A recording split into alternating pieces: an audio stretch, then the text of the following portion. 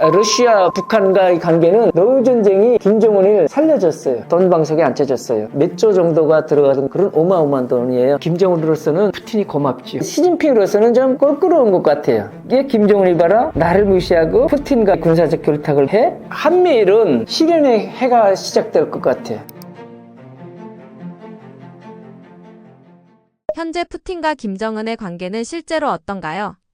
북한과 러시아 관계는 아주 예전에는 그냥 서먹서먹한 관계, 그냥 냉랭한 관계 이렇게 쭉 왔어요. 김정은 체제가 출범해서도요. 김정은 체제는 2011년에 출범했고 쭉 오다가 아주 행운의 시기를 맞은 적이 있어요. 바로 노후 전쟁이죠. 러시아 우크라이나 전쟁 하면서 이때 뭐 세계가 규탄한 거 아니에요. 전 세계가 다 아는데 세계가 규탄했죠. 유엔에서도 규탄했고 이게 어디 선 내밀 데가 없었는데 북한에다 내밀었어요. 김정은에겐 아주 정치절명의 기회였죠. 이게 처음부터 김정은이는 러시아 이게 지원해서 뭘 염두에 뒀냐면은 사람을 염두에 뒀어요. 포탄 넘긴다. 이거는 그냥 껌값이고 사람이 돈이거든요. 포탄 몇만 발 가도 사람 값이 더 비싸요. 그건 아무 전쟁이나 같아요. 뭐 노후 전쟁뿐 아니고 이 지구상에 일어나는 전쟁 중에 파병 값하고 무기 값하고는 엄청나게 다른 거예요. 한 10배나 차이 나요. 대략. 그러면은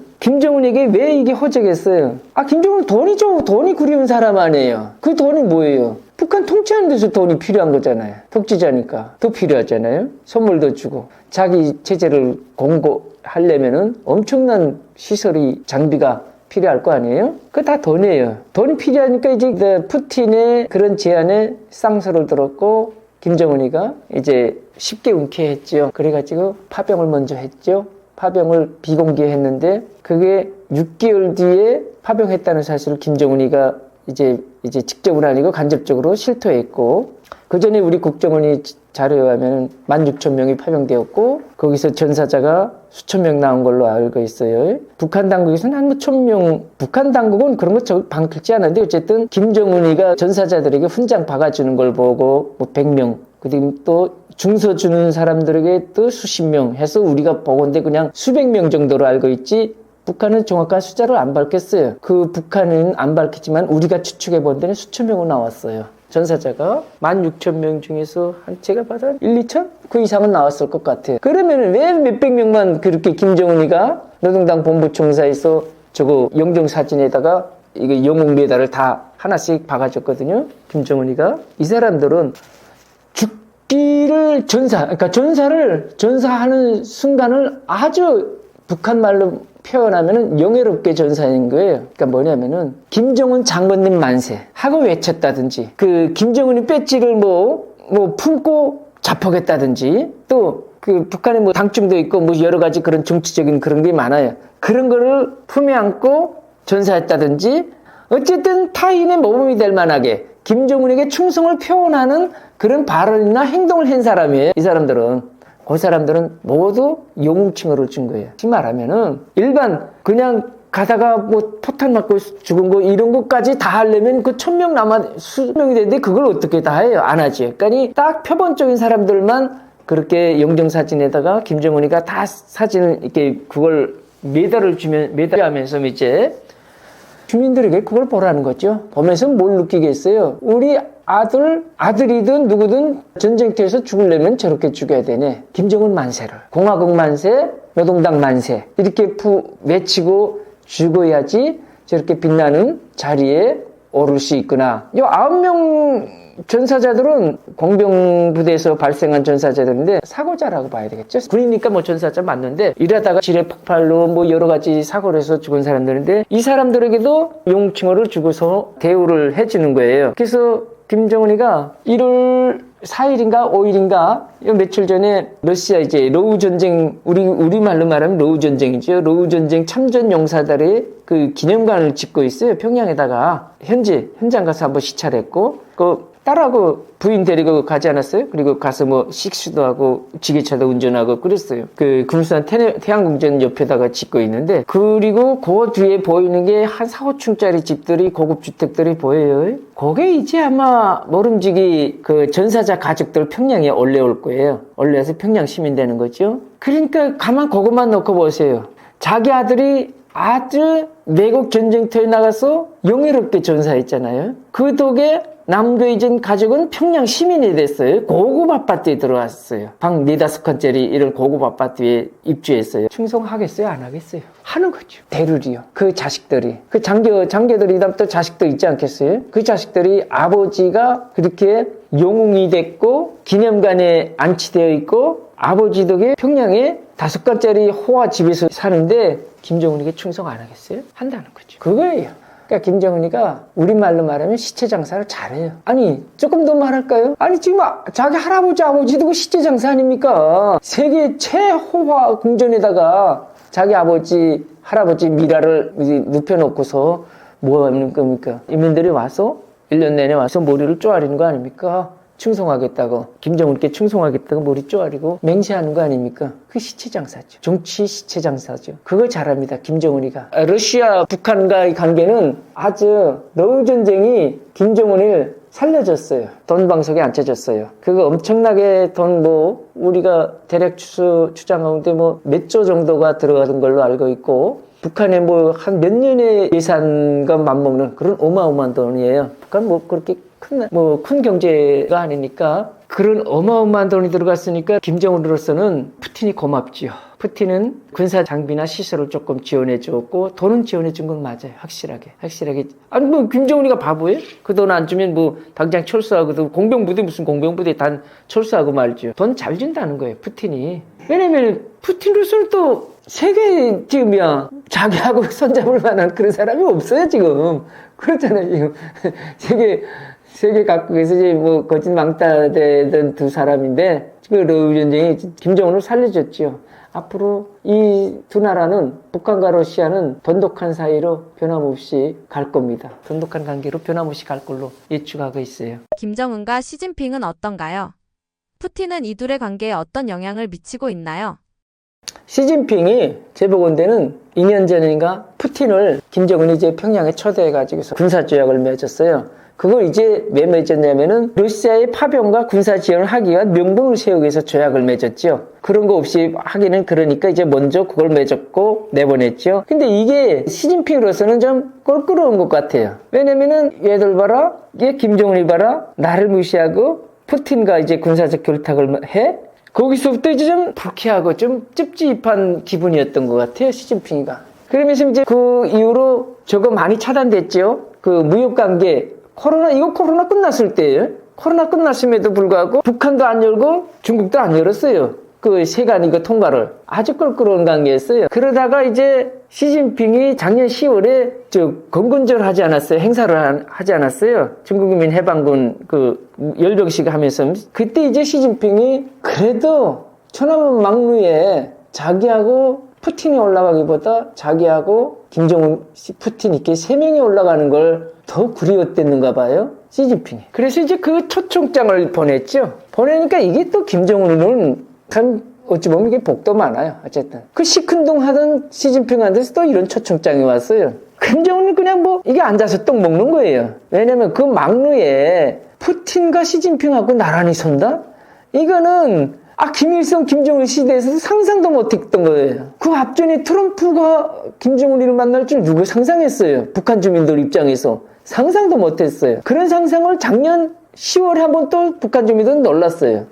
이야, 김정은이 정말 위대한 거예요. 북한에서 봤을 때는요. 시진핑과 저거하고 같이, 시진핑, 푸틴, 김정은이 같이 천안문 막루에 서지 않았습니까? 이때 아마 시진핑은 그걸 초청하면서 이제 이게 또 김정은이가 아주 영악해요. 바보 아니에요. 어쨌든 저는 그렇게 봐요. 그 조건으로 아마 경제 지원을 조금 요구했을 거예요. 시진핑에게. 시진핑이 또 이거 울며 겨자 먹기로 3명을 서고 싶었으니까 해줬을 거예요 아마. 그래서 어느 정도 지금 문이 열렸어요. 중국하고 북한하고 이제 세관들이 모두 문 열려가지고 그 열병식 이후로 지금 많이 문이 열려가지고 물자가 왕성하게 결의되고 있어요.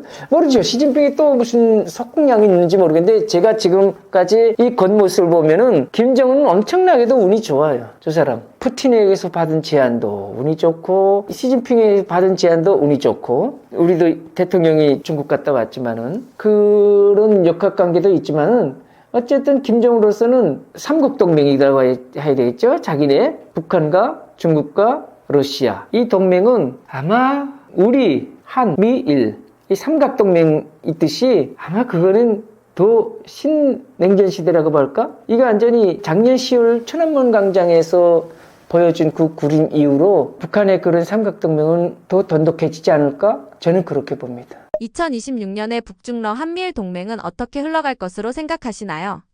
한미일은 실현의 해가 시작될 것 같아요. 왜냐면은 트럼프 대통령이 1월 초에 뉴욕타임스하고 회견했죠. 트럼프 대통령이 뭐라고 했냐면은 나에겐 국제법이 없다고 했어요. 그리고 자기를 제지할 거 있는 건 자기 도덕성밖에 없다고 했어요. 이건 뭐냐면 자기 맘대로, 자기 뜻대로 세계를 주물르겠다는 거예요. 트럼프가 민주국가 대통령은 맞는데 그건 좋은데 종이도 좋아요. 근데 이게 자본주의 국가라는 거는, 자본주의 국가라는 경제와 돈과 이렇게 얽혀있는 이게 그건데, 내가 보건데, 개인적으로 보는데, 너무 자국 위주의, 우선주의로 스탠드로 가고 있으니까, 저게 아주 불편하지 않을까? 아니, 제가 경제 전문가는 아니지만 경제인들이 많은 얘기를 좀 들어보면은 트럼프 대통령 들어와서 우리 기업인들이 불편한 게 더 많다 그러더라고요. 물론 이익되는 점도 많겠죠. 이것 때문에 우리는 아주 트럼프 대통령이 있는 이상 앞으로 어떻게 될지 모르겠는데 지금까지도 보면 너무 골치 아픈 것들이 너무 많았어요. 단순하게 한 가지 예를 들면 핵잠수함이에요. 우리가 핵잠수함을 만들겠다고 좀 이미 이재명 대통령이 핵잠수함 만들겠다는데 거기 들어가는 사료, 자료 이런 걸 좀 이제 요청을 했는데 트럼프가 뭐다 그랬죠? 미국에 와서 만들려고 그랬어요. 핵잠수함 만들려면은. 그러면은 그 핵잠수함 만드는 걸 미국에서 만들었다 치면은 그 만드는데 드는 비용, 부가가치 다 해서 엄청난 돈이 미국으로 가야 돼요. 이게. 우리로서는 정말 이게 저는 절반은 굴욕이다 그 봐요. 이게 미국이 아무리 미국이라도 그래도 아닌 건 아니지 않나 저는 그렇게 보는데 자, 엄청난 비용을 들여가지고 미국에 가서 우리 핵잠수함 만들었는데 그걸 이제 우리가 가지고 있다고 가정을 합시다. 이걸 우리가 어디에 쏠모 있지? 핵잠수함이라는 거는 대양을 넘어가서 그 족국 가까이 가서 발사하는 게 핵잠수함인데 우리가 핵잠수함 갖고 있는데 대양을 넘어가서 대양 넘어 있는 우리 족국이 있나? 없어요. 우리 족국은 뭐 첫째 둘째도 북한밖에 없어요. 지금 뭐 중국하고 러시아가 우리가 뭐 족국이에요? 족국은 아니죠. 그리고 그건 우리하고 육지하고 붙어있는 나라예요. 이게 핵잠수함이 필요할까? 만약 경우 러시아하고 우리 한국하고 전쟁한다? 중국하고 우리 한국하고 전쟁한다? 핵잠수함이 어디 필요할까? 저는 필요 없을 것 같아요. 육지에서 쏘지 뭘 핵잠수함 바다에서 쏘죠? 핵잠수함은 건 말 그대로 바다에 있는 잠수함인데 숨어있는 잠수함인데 이걸 우리가 만들고 갖고 있다? 엄청난 돈을? 그럼 이게 왜 갖고 있어야 되지? 미국의 입장에서는 동맹국이 그거 갖고 있는 게 나쁘진 않지. 미국 돈 아니잖아요. 한국이 돈 많으니까 많은 나라에서 부자 나라에서 핵잠수함 몇 개 만드는 거예요. 그걸 갖고 있으라 그러는 거예요. 필요할 때 있다고 갖고 있으라는 거예요. 이거 그럼 만드는 거 비용이 아니라 그거 관리하는데도 비용이 드는 거예요. 그 핵잠수함이. 우리 몰라서 그러지 엄청난 비용이 들어요. 저는 그래요. 저는 이게 핵잠수함 나쁜 건 아니지만은 거기에 드는 비용이 어마어마하기 때문에 차라리 제 개인적인 생각인데 그것 만들 거면은 우리 군인들의 그런 복지 향상 수준이나 좀 높여줬으면 좋겠어요. 그게 좀 국방에 더 중요하지 않나. 아니 우리나라에요 보면은 제가 군사 전문가는 아니지만은 별 쓸데없는 무기들 많아요. 써보지도 못할 물건. 국방 무기는 계속 해마다 우리 자동차 해마다 신형 나오듯이 새로운 형태로 나오듯이 국방 무기도 똑같아요. 군수 무기도 똑같아요. 그거 계속 사들입니다 우리가. 쓰지도 않으면서. 근데 전쟁이든 나라든 다 관리든 사람이 하는 거 아닙니까? 전쟁은 무슨 뭐 장비들이 하는 거예요? 그걸 관리하는 게 사람 아닙니까? 조종하는 게 사람 아닙니까? 사람 없는 지구가 필요해요? 다 사람이 하는 거지. 아무리 핵전쟁 IT라고 해도 사람이 만든 거예요. 그 사람을 군인들에 대한 처우 개선, 복지 개선 이런 걸 좀 높여주면 좋겠다. 저는 그렇게 생각해요. 개인적으로. 최근 마두로가 트럼프에게 체포되었는데요. 북한을 오래 지켜본 입장에서 어떤 생각이 드셨나요?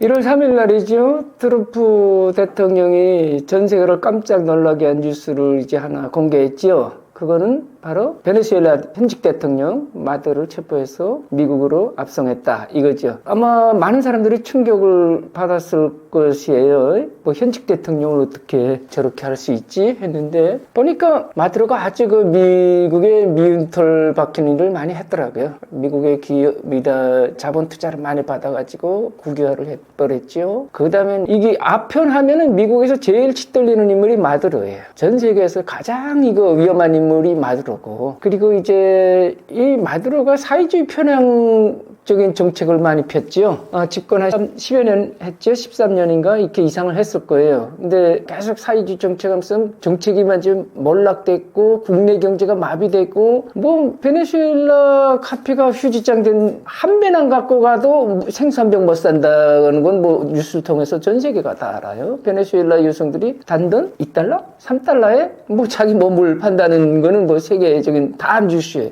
트럼프가 거기 체포했는데 이걸 김정은이 당연히 받겠죠. 아마 서름이 살짝 끼치지 않았을까요? 그래서 북한 쪽을 들여다보니까 그 3일 날에 북한에서 뭘 했냐면은 이게 TV로 방영하지 않고 이제 영화관, 국내 영화관에서 동시에 일제히 개봉하다시피 했는데 김정은 암살 시도를 다룬 영화를 이제 개봉했어요. 그건 뭐냐면은 다시 말해서 김정일은 최고 전함 아닙니까? 최고 전함인데 그 암살 시도 영화를 했다는 거는 그만큼 적대세계력이라 가지고 반대, 북한의 반대급이라는 게 이제 뭐 미국이나 한국이나 일본이겠죠. 동맹은 이제 당연히 러시아, 중국이고, 이 반대급 적대 세력에서 시시각각으로 이렇게 우리 혁명 수뇌부를 이제 노리고 있다는 걸 그 영화로 이제 만들어서 영화는 한 2년간 걸쳐서 만들었던 것 같아요. 그걸 보여주면서 뭘 각인해줬냐면은 주민들에게, 우리도 알다시피 김정은의 그 동영상을 보면은, 동정 영상을 보면은 경호가 엄청 푹 들어오는 거 우리가 알 수 있어요. 근데 북한 자유민주국가도 아니고 북한 같은 폐쇄국가에 저렇게까지 경호를 엄청 세게 한다? 그걸 보니까 이해가 되더라고요.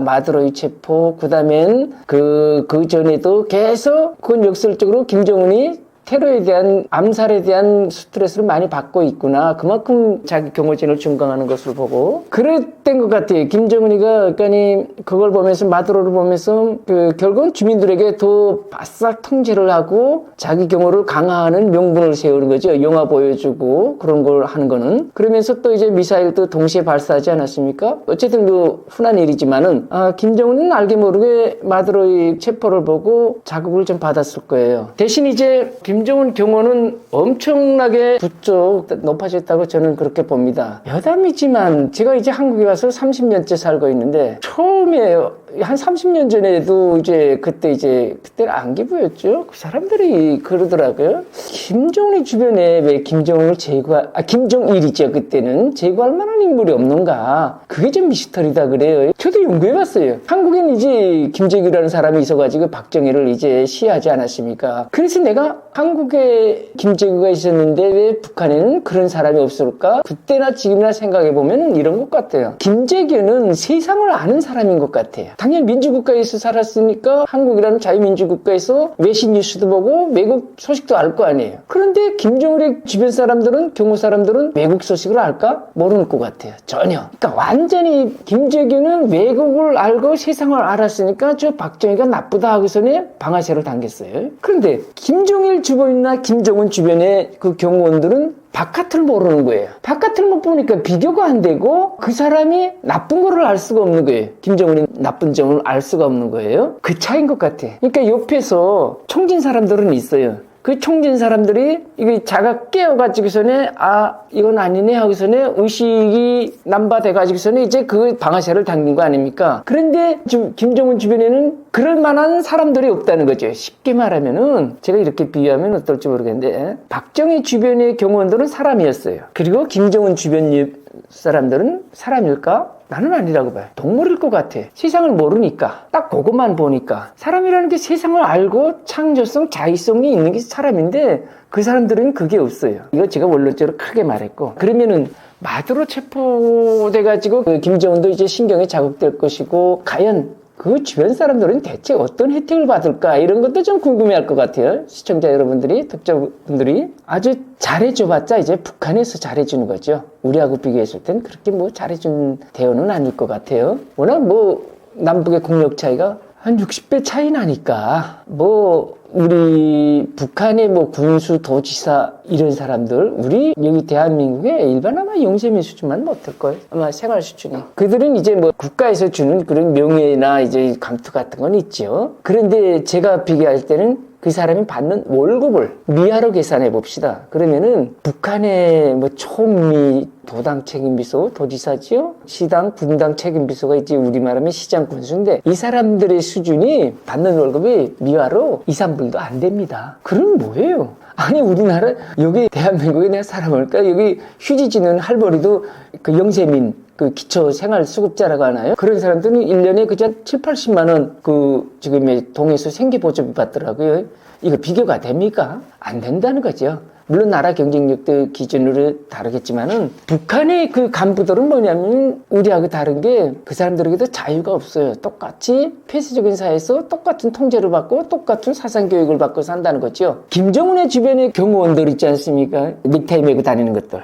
그러니까 눈에 딱 보이는 사람들. 이 사람들을 기준으로 해서 이 사람들은 정치적인 대우를 어떻게 해주냐면은 근무 기간이 있을 거 아니에요. 10년이면 10년이. 그 기간 지나면은 북한은 보통 이제 10년간 근무하니까, 군복무를 하니까 거기도 보통 10년이에요. 그러면 이 사람들은 제대하는 동시에 김일성 고급등학교 내지는 김일성 종합대학 갑니다. 이거는 북한 국가의 기초 단체장이 될 수 있는 아주 초보적인 단계지요. 그 밑에 단계이죠. 그러니까 우리 쉽게 말하면 우리를 생각한다면은 김정은의 주변 사람들은 제대해서 우리말하면 시장이나 군수가 될 수 있는 그 자격을 갖추었구나. 이건 1순위예요. 이 사람들은 그냥 자동적으로 그냥 가는데 그 닉테이맨 사람들만 있죠. 이 사람들은 군사계급도 최소 소저예요. 영관급이에요. 우리하고 엄청 다르겠죠. 영관급이고 제대하면은 그런 특정대학의 특설반 특별부설반이겠죠. 그런 반을 졸업하고 딱 이제 도지사까지는 아니도 시장 군수 이런 계급까지 올라갈 수 있는 발판을 디디는 거예요. 이 사람들이 엄청난 특혜죠. 그리고 당연히 그 사람들에게는 그런 공급, 물질 공급이라고 하죠. 북한에서는 후방 공급이라는 말도 하는데 이거는 최상의 대우를 해주죠. 아마 그 명절 때마다 기념일 때마다 뭐 본인들은 물론이고 그 가족까지 직계 가족까지 김정은의 선물을 내려갑니다. 선물이 내려가는데 이건 뭐 일반 사람들에게서는 뭐 꿈도 못 꾸는 그런 혜택이죠. 그러니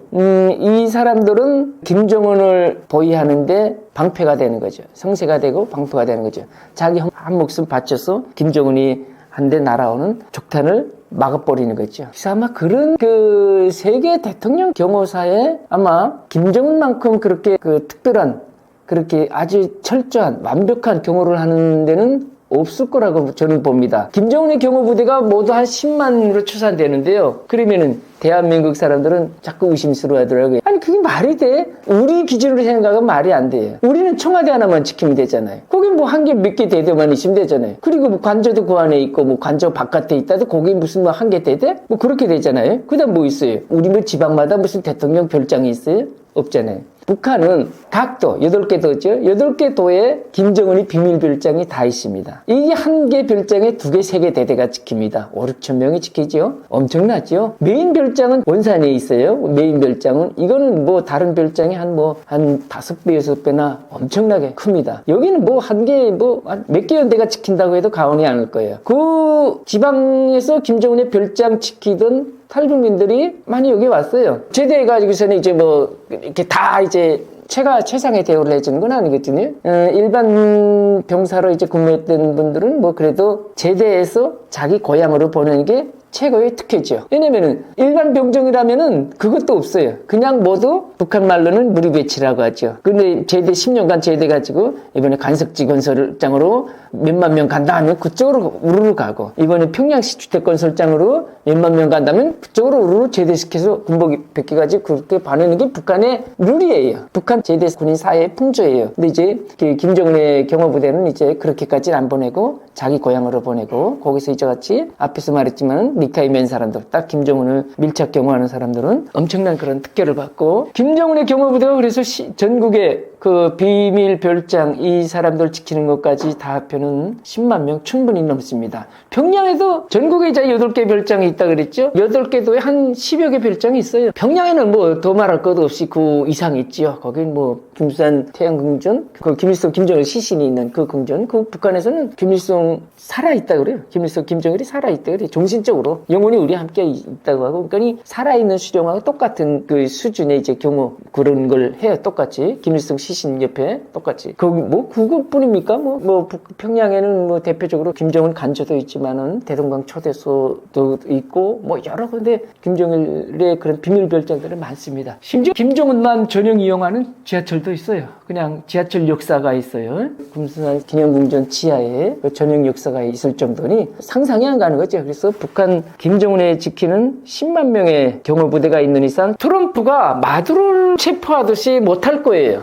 저는 그렇게 봐요. 마두로하고는 달라요. 마두로 경호원들은 국상 100여 명이었어요. 아니 100여 명하고 수만 명하고 비교가 돼요? 만약에 김정은이는 자기 결심에 따라서 그 10만 명을 자기를 에워쌀 수 있잖아요. 이러면 이러는 거 아니에요. 평양 결집시키고 자기를 에울 수도 있는 거잖아요. 아니 그러면 마두로 지킨 100여 명의 경호원하고 김정은을 지키는 10만 명의 경호원하고 이 비교가 되는가 거예요. 이거 안 되는 거예요. 숫자에서부터 안 되는 거예요. 그리고 마두로는 보니까 마두로 경호원들은 이제 쿠바 사람들도 있었고 베네수엘라 사람들도 있었어요. 그렇게 섞여 있었는데 김정은의 경우는 그거 아니잖아요. 100% 북한 주민들이고 거기도 그 정도가 아니고 이 사상 정신 교육이 일반 사람들에게 비교가 안 될 정도로 엄청난 교육을 받은 사람들인데 진짜 자폭합니다. 그 사람들은 그렇게 받았으니까, 교육을 받았으니까.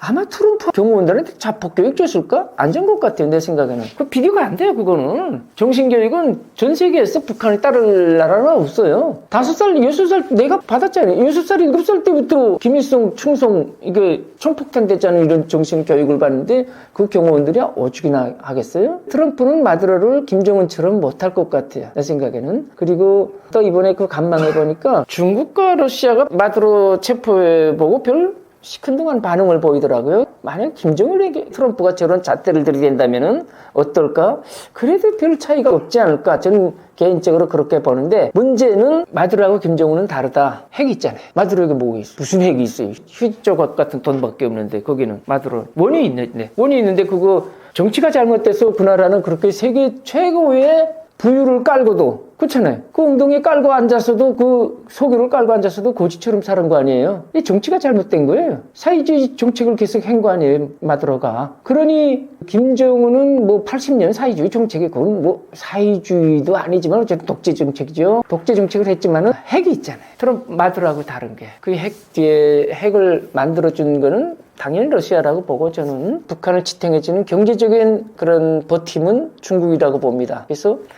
트럼프는 김정은을 마두로 같이는 못할 거다고 저는 그렇게 봅니다. 2026년에 김정은은 어떤 자세를 취할까요? 김정은은 올해는 경제적으로는 어쨌든 뭐 9차 당대회가 이제 1월에서 2월 뭐 열릴 거로 하고 경제 병진 같은 활동은 계속할 것 같아요. 그러면서도 이거는 넣지 않을 것 같아요. 핵 개발, 그리고 핵 잠수함까지 하겠다고 했어요. 그거는 뭐 작년에 공표했어요. 작년에 공표했고 올해 안에 이제 핵 잠수함 완성하겠다 그러는데, 그것도 어마어마하게 9,000톤급인가? 그렇게 하겠대요. 그래서 참, 북한이 아니, 북한 주민들이 밥 먹고 사는 나라, 이거 실정에서라면 그것 조금 이해하겠는데, 주민들은 지금 죽을 먹고 있는 그런 실정이잖아요, 북한 주민은. 그거는 뭐, 탈북민들이 말하는 거잖아요. 거기서 살던 사람들이 와서 이렇게 먹고 있다, 지금. 그거 다른 거 뭐, 경제 지표에 뭐, 이거는 뭐, 뽕도 칠 수 있고, 북한은 조작의 뭐, 명수니까 뭐, 아무렇게도 할 수 있는데, 실제 가장 정확한 증언은 탈북민밖에 저는 없다고 봅니다. 저도 탈북민이지만 가장 핵심적인 증언은 탈북민의 증언이 가장 정확하다. 거기서 살됐으니까 내가 탈북민들에게, 난 30년 됐지만 지금 오는 친구들에게도 물어보는 게 배급 주냐, 월급 주냐, 돈 주냐, 이것만 물어봐요. 그러면은 30년 전이나 지금이나 똑같아요. 없어요. 이게 그러니까 한심하다는 거죠. 주민들에게 노동의 대가나 식량이나 이런 건 공급 안 하고, 김정은이가 이거 이상하게 저것만 만드니까 저는 비판하는 겁니다. 김정은이를. 최고 지도자면은 북한 주민들의 생명권도 가지고 있는데 그 생명권을 방치하고 오로지 자기 생존권만 지키는 사람이에요, 저 사람. 그래서 러시아 파병 16,000명 파병하고 수천 명이 죽었는데 그 대가로 김정은이가 받은 거는 군사적인 장비밖에 없어요. 뭐 경제적인 지원을 못 받았어요. 군사적 장비를 제가 받은 거로 알고 있는데 그것도 평양시 반항공 관련 장비 그런 것만 받은 걸로 제가 알고 있어요. 그러니까 저거 김정은이는 자기 목숨이 중요하지 2천만이 굶어 죽든 말든 이건 뭐 독재자는 그런 거 상관 안 해요. 왜냐면은 우리는 국민이 한 사람이 굶어 죽으면 국민이 일어나서 대통령이 바뀔 수 있지만 북한은 국민이 1,000만 명 죽어도 이러 못 나는 나라예요. 북한 주민이 몇백만이 죽어도 아니 뭐 고난의 인근식이 몇백만 죽었잖아요. 실제 일어났어요? 못 일어나잖아요. 그 차이에 민주국가하고 사회주의 국가는 차이는 북한하고 남한의 차이는 그거예요. 김정은이는 2026년 올해부터 더더욱 자기의 생존권을 지키기 위한 군사적 물건을 만드는데 핵과 그리고 핵잠수함, 미사일 이런 걸 만드는데 자기 전형을 다 할 거예요. 그것만이 자기 지켜준다고 보거든요. 이걸 마들어 보면서 자기는 김정은이는 섬찍도 하지만 한편은 배짱 든든할 거예요. 핵이 있잖아요. 이거 핵을 저게 뭐야 김정은이 미국에 그 모르죠. 미국이 쏠 수도 있고 근데 제일 쏘기 쉬운 게 어디겠어요? 한국이에요. 옆구리에 있잖아요. 미국은 저 앞에 있고 옆에다 툭 터치들도 되는 거예요. 그냥 이판사판 같이 죽자고. 이게 무서운 거예요. 이게 김정은이가 미국 때문에 계속 불나 있는데 결국은 화풀이 하는 거 있잖아요. 우리도 이때 살다 보면 우리도 일상생활에서 옆에서 괜히 애매한 사람한테 화풀이 하는 거 있잖아요. 불특정 다수의 그런 범죄가 왜 일어납니까? 애매한 사람에게 막 그 화풀이 하는 거 아니에요. 그런 식이에요. 김정은이도 핵 갖고 있으면서도 미국까지 저거 하려면은 뭐 종교하든 기술적이든 돈 재정적이든 엄청나게 드는데 그거 다 터치하고서는 가장 쉬운 게 옆에 있어. 옆에 그냥 탁 쳐버리도 되는 거예요. 이 서울이라는 게 무서운 거거든. 북한 핵 앞에서는 무서운 거예요. 그러니까 저게 그걸 이제 뒤에서 이제 러시아 푸틴하고 시진핑이 아주 잘 보호해 주는데 이게 우리로서는 진짜 골치 아프죠. 그러면서도 우리가 방치할 수 없는 두 국가니까 러시아도 중국도 국가니까 김정은은 아마 2026년 변함없이 자기 생존권을 위해서 그 엄청난 돈을 국방에 투자할 거예요. 그리고 그 조금 나머지 가지고 거기 쓴 나머지 가지고 뭐 주택도 짓고 뭐 지방 공장도 짓고 그러는 거예요. 뭐 지방 공장 무슨 뭐 우리 한국의 개인 사업장 뭐 그 정도밖에 안 될 것 같아요. 우리나라 개인 기업도 뭐 몇백 명 되는 기업들 많잖아요. 그밖에 안 될 거예요. 어쨌든 김정은은 자기 거기에 위해서 올인할 거예요. 97년에 죽을 위기를 넘겨가며 탈북을 하셨다고 들었습니다. 어떤 일들이 있었나요? 저는 이제 그 평양에서 68년도에 태어나가지고 거기서 이제 군복무는 안 했고 사회생활을 이제 고등학교 졸업하고 사회생활을 한 9년간 사회안전부 노동자로 우리말하면 이제 경찰기관에 민간인으로 이제 근무했어요. 그리고 거기서 이직을 해가지고 대건설기업소라고 거기 전문 해외 건설 업체라고 보면 돼요. 거기 가서 3년을 일했지요. 그래서 평양에서 살면서 나 68년생이니까 제일 평양 생활에서 눈이 뜨이게 정말 놀랐던 거는 94년도에 김일성이 사망했어요. 김일성이 사망하고 그 이듬해 95년도부터 평양 시민 배급이 안 졌어요. 내가 배급은 언제부터 졌는지 모르겠지만 한 60년대부터 줬겠죠. 제가 태어나기 전까지. 전부터 줬겠죠. 근데 배급 안 적은 거는 처음 보았으니까 이게 평양시 역사상 처음 있는 풍조죠. 그래서 사람들이 깜짝 놀랐어요, 이거. 사회주의 국가라면 다 이제 국가에서 배급을 주는 게 이제 원칙이거든요. 우리 국가는 근로자가 월급을 가지고 자기가 그 월급으로 쌀도 사 먹고 부식물도 사 먹고 집도 사고 옷도 사고 자동차도 사지 않습니까? 우리 쉽게 말하면 그거예요. 남한의 근로자는 100만 원 받으면은 예를 들어서 100만 원 받으면 한 5만 원, 10만 원은 국가 세금으로 내고 90만 원 가지고 자기가 다 알아서 해야 돼요. 북한은 뭐냐면 사회주의 국가이기 때문에 거꾸로예요. 100만 원이 월급 받으면 90만 원을 국가에서 가져가요. 10만 원만 일반 인민들에게 가져가요. 그걸 생활비라고 해요. 월급이라고 하지 않고. 생활비인데, 그러니까 쉽게 말하면 그냥 교통비예요, 그냥. 국가에서 90만 원을 갖고 다 무료로 시켜주는 거예요. 저기, 무료 공부시키고,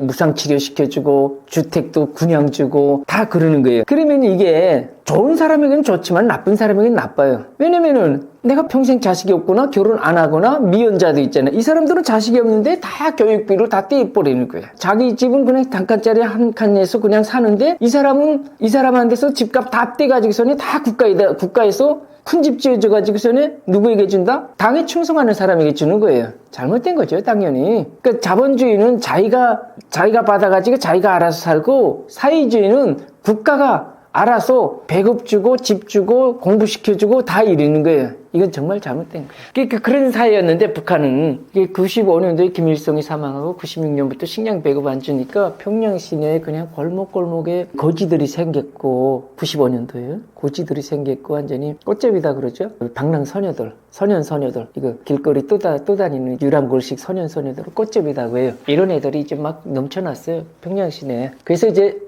외국에 나가겠다는, 왜냐면은 평양 시내는 저런 게 있어요. 지방은 잘 모르는데 외화 상점이라고 있어요. 외화 상점에는 외국 돈을 사용하는 상점이에요. 그 안에는 달러, 루블, 러시아 루블, 중국 위안, 일본 엔 이렇게 써요. 대만 달러도 써요. 달러는 미국 돈이니까. 이런 한 5개 나라 돈을 쓰는데, 이 안은 쉽게 말하면 우리 일반 그 동네 슈퍼 있잖아요. 조금 큰 슈퍼, 마트 똑같아요. 그 안에는 다 있어요. 그렇게 뭐 공산품, 식품, 뭐 생필품 다 있어요. 마트 안에 다 있잖아요, 우리. 외화를 쓰는 상점에서만 그렇게 사용해요. 근데 평양에는 내가 96년까지 있었는데, 그때 기준으로 한 20개 정도의 외화 상점이 있었어요. 우리 마트가, 일반 마트 같은 거예요. 평양시가 얼마나 크냐? 한 150만 도시예요. 그러면은 우리 한 성남시가 한 100만 되나요? 뭐 대략 성남시보다 큰 도시에 마트가 20개 있다면 그게 있는 거예요? 없는 거지. 그런데 그 마트에는 어떤 사람들이 갈 수 있냐? 외화만 있으면 가요. 일반 주민도. 근데 그 외화를 가진 사람들은 어떤 사람들이죠? 외국에 친인척이 있거나, 일본에 친척이 있으면 일본에서 붙여주고, 중국에 있으면 중국에서 보내주고, 뭐 어쨌든 그런 사람들, 그리고 외국에 출장 다니는 사람들 있잖아요. 외교관도 있고, 무역관도 있고, 외화벌이 사람도 있고, 회사 사람도 있고, 그 다음 또 당 간부들은 뭐죠? 당 간부들은 권력 간부이기 때문에 일반 사람들로부터 뇌물을 받잖아요. 인사권을 쥐고 있으니까 이 사람들이 외화를 가지고 있어요. 이런 사람들 그 상점에 드나드는데, 외국에 갔다 와서 돈을 벌어오는 사람들 드나들죠? 드나드는데, 그러면 이런 사람들이 시민이 몇 프로나 될까? 제가 생각해보니까 0.1%도 안 돼요. 1000명에 1명도 안 돼요. 그래도 그 1000명에 1명처럼 살려면은 외국에 나가서 손에 외화를 좀 집어봐야지 그렇게 살 수 있는 거예요. 그러니까 이제 그런 충동이 많이 났죠. 평양시 배급이 안 졌지. 그리고 외국 갔다 오면 그전까지 이제 80년대 후반, 90년대 초반까지 이제 북한에서 뭐 그 속전에도 외국에다 건설 내보냈는데, 그때 기준으로 건설자들이 3년 나가서 일하고, 주로 러시아죠. 러시아, 리비아, 파키스탄, 몽골, 이런 나라들이 어쨌든 보냈어요. 보냈는데 이제 아프리카 나라들 건설하고 3년 동안 하고 오면은 뭐 가져오냐면은 TV 한 대 가지고, 냉장고 한 대 가지고, 자전거, 그리고 오디오라고 하죠. 북한에서는 그걸 녹음기라고 하는데 그런 거 가져왔죠. 그리고 그렇게 해서 가져옵니다. 근데 이게 북한 주민들이 외국에 안 나가고 자국에서, 북한 땅에서 50년이라도 TV 한 대 못 써요. 북한 땅 가지고. 근데 외국에 3년 나가면 이게같이 TV, 냉장고, 세탁기, 선풍기 가져온다는 거죠. 그것만 봐도 이제 꿈의 직업이잖아요. 외국에 나가서 일하는 게. 그런 걸로 여러 가지 그런 복합적인 환경을 해서 빨리 외국에 나가겠다는 생각을 했고, 이거 외국에 나가는 게 또 엄청 까다롭습니다. 한국은 와보니까 대기업이 자체로 이제 그 건설 계약하고 내보내잖아요. 대기업 인사팀에서도 이제 노동자들 이제 차출해서 몇십 명이든 몇백 명이든 내보내지 않습니까? 북한은 그런 게 없잖아요. 북한에 무슨 대기업이 있어요? 없잖아요. 다 공기업, 국가기업이잖아요. 북한은 노동자들, 쉽게 말하면 거예요. 대사, 외국에 있는 대사 내보도 그렇고, 노동자도 똑같이 다 중앙당에서 문건 심사를 봐가지고 합격돼야 내보냅니다. 당에서요. 노동당에서요. 북한 당이 하나잖아요. 제가 노동자로 나왔는데 저한테 사천까지의 이력이 아주 깨끗해야 돼요. 그 사천 안에 무슨 뭐 사상보험, 경제보험, 뭐 미해명자, 뭐 이렇게 뭐 그런 게 없어야 되고, 당연히 건강해야 되고, 내가 신체검사 합격돼야 되고, 기능 자격증이 있어야 되고, 기술기능 자격이 있어야 되고, 추천서가 또 있어야 돼요. 북한은 모든 국민이 이제 다 조직에 무직이라는 게 있을 수 없거든요. 형식상. 다 조직에 가입되어 있는데, 그 조직 기관장이 저를 보증한다는 좋은 평정서가 있어야 돼요. 리밀동무는 과거 뭐 몇 년간 이렇게 당과 수령에게 충성하고 무슨 작업까지도 잘했고 학습까지도 잘하고 어쨌든 다 잘했다는 걸로 있어야지 뭐가 못했다면 이건 안 되는 거예요. 그렇잖아요. 좋은 사람 추려도 안 되는 판인데 나쁜 사람까지 내보내겠어요? 당에서 안 내보내는 거죠. 그런 우수한 평정소가 있어야 되고 내가 그 사는 거주지가 있잖아요. 우리 말하면 이제 거주지에 통장이 있잖아요. 그게 북한에서는 인민반장이라고 해요. 인민반장이 나에 대한 또 좋은 평정서로 써줘야 돼요. 리밀동무는 가정생활에서 모범이고 인민반 그런 꾸리기 위해서도 여러 가지 다 모범이다. 아주 부부싸움도 안 하고 가정이 화목하다. 이런 거 있어야 돼요. 당연히 뭐 부부싸움도 하고 무슨 뭐 생활에도 불충실하게 참가한다면 그거 내보내요? 당연히 안 내보내지. 안 되지. 그거는 다 그런 양호한 우수한 평가를 그 지침서 그런 서류가 한 6, 7가지 돼요. 그거 다 통과돼야지 당에서 이제 승인해서 내보내는데 총각은 안 내보내요. 왜 안 내보내냐면 총각은 아무래도 딸린 게 없으니까 나가서 사상 변화 같은 게 생기면은 탈출하기 쉽잖아요. 근데 이제 가족이 딸리면은 가족이 받는 불이익 때문에 망설이잖아요. 주춤거리잖아요. 쉽게 결심을 못 하잖아요. 그런 차이가 있잖아요. 총각가 미혼자하고 기혼자하고는 그 차이잖아요. 미혼자는 자기 독신이니까 그냥 자기 생각에 따라서 탈출하는데 기혼자는 권리 자기 발목에 잡혀 있는 게 있잖아요. 초가 있고 자식이 있고, 그래서 자식까지 있어야 내보내는 거예요. 그래서 96년 11월 달에 이제 평양을 떠났죠. 그때 순안공항에서 비행기 타고 떠나가지고 베이징에 가서 하룻밤 자고 거기서 비행기 체인지 해가지고 쿠웨이트에 날아갔어요. 가서 96년 11월 7일 날에 아마 7일 날인가 8일 날인가 갔을 거예요. 가서 그 다음 날부터 일했어요. 어쨌든 그날 밤 12시에 도착했는데 그날 다음날 6시 돼서 이제 기상하고 뭐 식사하고 현장에 나가서 일을 하고 그랬는데 무슨 생각이 드냐면은 이게 외국인가? 이런 생각이 들어요. 밤중에 내렸으니까 외국인지 풍경인지 이것도 보이지 못하고 그냥 외국 비행기 탔으니까 외국인가 보다고 밤에 내리고 밤에 회사 버스 타고 쭉 사막을 달려서 한 1시간 달려서 뭐 들어간 게 이제 뭐 숙소인데 이제 96년 당시 이제 그때 전쟁하지 않았습니까? 쿠웨이트가 전후복구건설에 동원된 거죠. 그 전쟁 끝나고 폐교된 이제 학교 건물을 이제 임시 숙소로 사용했는데 사막에 있는 사막 한가운데 있는 그런 마을에 잿더미 됐더라고요. 그 학교 폐교됐는데 그게 이제 숙소로 잡고 그 우리가 신주택을 짓는 일을 했는데 아침 6시 기상해서 7시까지 밥 먹고 8시부터 일 나가는데 12시까지 일합니다. 들어와서 1시간 점심 식사하고 1시부터 다시 나가서 저녁 7시까지 하고 들어와서 식사해요. 그러면 끝일까요? 하루 일과? 아니에요. 저녁 식사하면은 간부들이 옆에 있는 간부들, 초급 간부들이 그러니까 반장인 여러 팀장들이 아주 선동을 해요. 우리 맡겨진 과제를 하루빨리 앞당겨서 당에 충성의 보고 기쁨의 보고를 올립시다. 연장 작업 나가자 그래요. 그러면은 한국 사람 같으면은 연장 작업 있으면 연장 작업 수당이 있잖아요. 그러니까 나가잖아요. 그리고도 귀찮으면 너나 하라 안 나가 이러잖아요. 한국 사람 같으면 북한 주민들은 그런 게 없어요. 아니 초급 간부가 그러는데 당을 위해서 수령을 위해서 나가서 연장 작업하자는데 그거 안 나가겠다? 반동이에요 그냥. 그건 뭐 묻지 마. 그냥 뭐 딱지가 붙어요 그거는. 외국에서 이제 당장은 이제 뭐 어떤 처벌은 없겠지만은 그 딱지가 붙으면은 그거는 본국에 들어가서 다 계산돼요. 그거는 북한 주민들은 80년째 그렇게 사는 사람들인데 그 작업반장이 한 20명 되는 작업반원들 앞에서 자 충성에 야간 작업 나갑시다 3시간 동안 뭐 시간도 안 밝게 나가서 하면 한 3시간 정도 하는데 야간 작업 나갑시다 하면은 입이 한 발 나와가 20명이 다 일어나요. 안 일어나는 게 비정상이죠. 거기서 한 명 안 일어나면 19명이 쳐다보는데 저는 반동하냐? 이렇게 되는데 그게 북한이에요. 그렇게 해서 일을 했는데 거기는 금요일이 해교 안식일인가? 뭐 그렇게 된대. 그래서 금요일이 휴식일이에요. 그것도 몰랐는데 훗날에 알았는데 금요일이 휴식이라는 거. 그것도 잘 안 가르쳐줘요. 어쨌든. 그래가지고 그렇게 한 4개월을 일했죠. 4개월 일했는데 자 재밌는 게 뭐냐면 한 달 일했어요. 월급 안 줍니까? 쑥쑥 그래요. 간부라는 게 이제 지배인 뭐 이런 사람들의 직장장 지배인 뭐 이런 사람들의 월급 안 줍니까? 그러면 우리는 그 월급을 목임에서 나왔잖아요. 한 달에 120달러 월급 받기로 나왔는데 월급 받아야지 뭐 어떻게 그걸 인편으로 이제 뭐 우리처럼 무슨 계좌이체 이런 게 없고 인편으로 이제 우리다 고향 북한에다 보내줘야지 남겨진 가족들이 이제 그걸 가지고 어쨌든 쌀을 사든 뭐 살 거 아니에요. 월급 안 줍니까? 그러면은 이게 주제국 우리 고용 회사 아버지가 재정 사정이 좋지 않아서 월급 아직 못 주고 있다 그래요. 한 달, 두 달 그래요. 세 달. 근데 이제 그 현장에서 일하다 보면 어떤 게 있냐면은 아무리 말이 다른 외국이라도 사람이니까 바디 랭귀지라고 있잖아요. 몸으로 신용하는 게 있잖아요. 그러면 외국인들하고 같이 일할 때, 야, 우리는 이렇게 삽질해서 한 달에 얼마 받는다. 너희는 얼마 받느냐? 물어보니까 600달러 받는데 그 사람들은 우리는 120달러 받아요. 120달러도 주야 말이죠.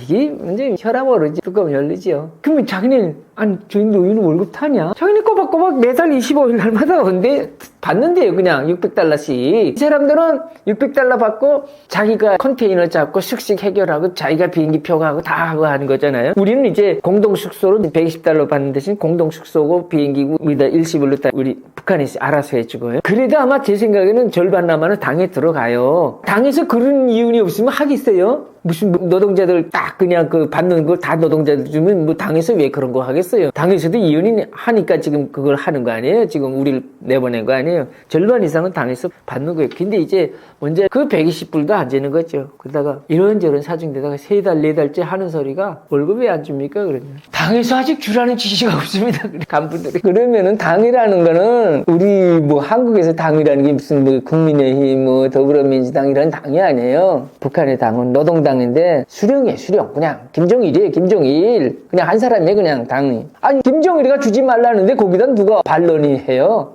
있을 수도 없지. 있다 하면 그냥 뭐 그건 뭐 반동 아니겠어요? 그냥 뭐 역적 아니겠어요? 김정일에게 대드는 건 다 역적이에요. 북한에서는 그냥 있을 수가 없는 거예요. 그렇게 해서 5개월까지 일했는데 어쨌든 저는 그 4개월간 월급 5개월간 월급 한 푼도 못 받아서 제가 그 사연을 유엔에 가서도 얘기하고 뭐 등등 거짓말하면 안 됐죠. 내가 있는 사실 유엔에 가서 있는 사실을 말했는데 그런 적이 있었어요. 그러니까 북한 주민들은 그 해외 건설 나오는 것 보면은 참 노동당이 외화버리죠. 나오면은 새끼는 쌀밥 왜 거기 꼭 먹어요. 제 있을 당시는 그랬어요. 쿠웨이트만요. 제가 다른 데는 모르겠어요. 제가 있을 당시는 제가 5개월간은 아침마다 이만한 빵을 줘요. 이만한 빵 하나에다가 지금 생각할까 원두커피 뭐 그런 것 같아요. 일단 버터 이제 한 조각 주고 삶은 계란 하나를 주고 아침마다 그거 먹고 든든해요. 그리고 점심에는 안남미라고 하죠. 한국에는 그런 쌀이 없는데 안남미라고 이제 뭐 그런 두볼작으로 해서 나오는 쌀이래요. 동남아에서 안남미 쌀밥이에요. 그냥 어쨌든 좀 영양가가 없지만 대신 그 나라에서는 쌀에서 영양가보다 다른 데서 부식에서 영양가를 많이 대용하잖아요. 그러니까 어쨌든 안남미 밥을 그 공동으로 또 먹었어요. 점심 우리 북한 근로자들 식당에 들어가면 이제 큰 이런 뭐 냄비인가 큰 이런 그릇에 담기는 밥은 자율로 이게 또 먹었고 배식으로 주는 건 소고기국 줬어요. 소고기국. 근데 이 처음에 소고기국 먹을 때는 야 깜짝 놀랐어요. 왜냐면 북한에서는 소고기를 먹는 건 고사하고 보자고 없어요. 소고기는 북한에서는 소는 죽었잖아요. 뭐 북한에서는 국가 재산이고 소를 함부로 못 잡아요. 그래서 소를 아마 잡으면은 고진 준살인범으로 이렇게 취급하는 엄격한 법이 있어요, 북한에는. 근데 우리는 불임소도 있지만 식용유소도 있잖아요. 근데 북한엔 식용유소가 없는 것 같아요. 다 불임소만 있고. 어쨌든 제가 평양에서 28년간 살면서 북한에서 소고기 평양 시민들이 이제 먹어본 적은 없었던 것 같아요. 공급도 없었던 것 같아요. 명절 땐 돼지고기 1kg씩 줘요. 평양에서는요. 소고기는 외화상점에는 있었어요. 거기는 뭐 똑같으니까. 그래서 이제 소고기도 저렇게 외화상점에는 있구나. 외국인들은 소고기도 먹누나 이렇게 생각했지. 저는 평양에 살면서 소고기는 국가 저거니까 재산이니까 못 먹는 고기인 줄 알았어요. 그냥 죽어도 그냥 또 뭐 매장하는지 한지 모르겠지만 어쨌든 가축은 이제 살아서 이제 죽여서 돼지고기를 이제 잡아서 먹는 거 아니에요? 그래서 소는 그럴 수 없어서 소는 못 먹는 줄 알았어요. 소고기는. 평양에서 살았는데도. 이제 그때 쿠웨이트에 나와서 한 5개월간 일하면서 점심마다 소고기 줘요. 거기는 이제 돼지고기를 안 먹는 나라더라고요. 해계 국가니까 소고기를 먹는 나라인데 그렇게 저녁은 이것도 소고기하고 밥 먹으면 또 질리니까 어떻게 먹었냐면 옥수수 국수를 먹었어요. 거기는 옥수수 국수가 없는데 옥수수 가루는 있어요. 근데 그걸 이제 북한 근로자들이 기계를 갖고 가서 옥수수 국수를 사다가 이제 국수를 만들어서 거기도 또 소고기 낮에 양배추 김치에다가 소고기 낮에 소고기는 매일 두 끼 먹었어요. 근데 이거 제가 말했잖아요. 평양에서는 구경도 못한 소고기를 2끼씩 계속 먹으니까 감지덕지죠. 간부들이 여기다 대고 하는 소리가 아주 기막혀요. 이것도 장군님의 사랑이고 배려다. 그러니까 김정일의 사랑과 배려돼요. 맞잖아요. 김정일이가 내보냈잖아요. 김정일이 간택해서 당에서 간택해서 내보냈잖아요. 당이 김정일이잖아요. 당에서 간택해서 내보냈는데 그러니까 이게 뭐냐면은 이것도 당의 배려니까 불평불만 하지 말고 일 많이 하라 이 소리예요. 일 계속 잘하라는 거야. 불평불만 무슨 불평불만이 조급밖에 있어요? 월급 안 주는 게 이게 우리 일했는데 이 월급 안 주는 게 지금 불평불만이죠. 이거 하지 말고 시키는 일 잘하라. 평양에서는 지금 조국이다 그러죠. 조국에서는 지금 인민들이 허리띠를 조이고 지금 풀뿌리 이렇게 먹고 죽 먹고 지금 뭐 이 고난의 행군을 한대요. 거기에 비하면 이거 완전 천국이잖아요. 두 끼 일이 힘들어도 두 끼 꼬박꼬박 이제 소고기국에다가 이제 그 배불리 먹었어요. 정말. 그러니까 참 그렇게 미개하고 뭐라고 할까요? 좀 사차원 사회라고 할까? 우리하고 전혀 다른 사회. 먹는 건 먹는 거고 일하는 건 일하고 보수는 보수대로 따로 다 계산돼야 되는 게 정상 아니겠어요? 그렇잖아요. 정상적인 사회라면 그죠? 그 먹는 게 감지덕지하고 불평불만 하지 말라는데 이거는 정말 기막힌 거죠. 북한 사회가 그런 사회예요. 탈북한 지 30년이 되었습니다. 현재 한국과 북한 사회를 보면 어떤 생각이 드시나요?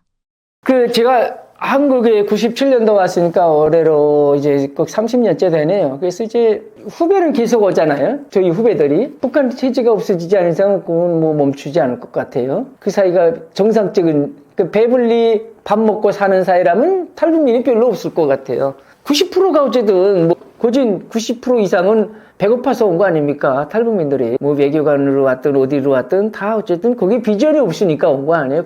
희망이 없으니까. 거기도 희망이 있고 배부르다면 탈북민이 굳이 없죠. 근데는 이제 지금 같은 김정은 체제에서는 그게 불가능할 것 같아요. 지금 계속 저렇게 핵, 미사일, 핵잠수함 이런 거나 만들고 그냥 뭐 자기 경호만 강화하고 주민들은 그냥 계속 피조비 된 얼굴로 사는 그 북한 사회 보면은 저기는 정말 뭐 바뀌기 쉽지 않구나 하고서 내가 후배들한테 얘기 물어보면은 이제 뭐 이런 걸 느껴요.